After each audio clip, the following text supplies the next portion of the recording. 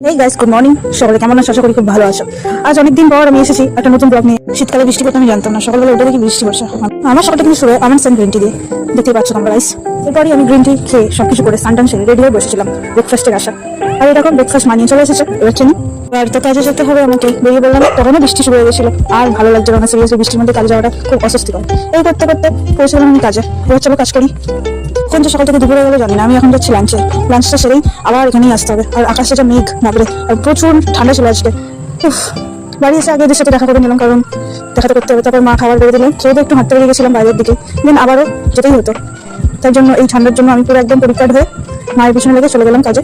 একে টাটা বলে এবার সাইকেলটা নিয়ে বেরিয়ে পড়ি। এখানে দেখতে পাচ্ছি অলিদা, এটা হাই করে স্টোরে ঢুকে পড়বো, কারণ ওই যে বললাম বাড়ি থেকে আবার আসতে হয়। সন্ধ্যা হয়ে গেল, বৃষ্টি থামেনি এখনো, দেখতে পাচ্ছি। দিনের শেষে এবার কিন্তু বাড়ি যাওয়ার বেলা। যাই বাড়ি যাই, তার আগে কিছু কেনাকাটি করার আছে। মানে ওই আর কি, গ্রিন টি কিনবো একটা। গ্রিন টিটা কিনে সোজা বাড়ির পথে হাঁটলাম, গিয়ে মানে সাইকেল চালাচ্ছি আর কি। চলো আবার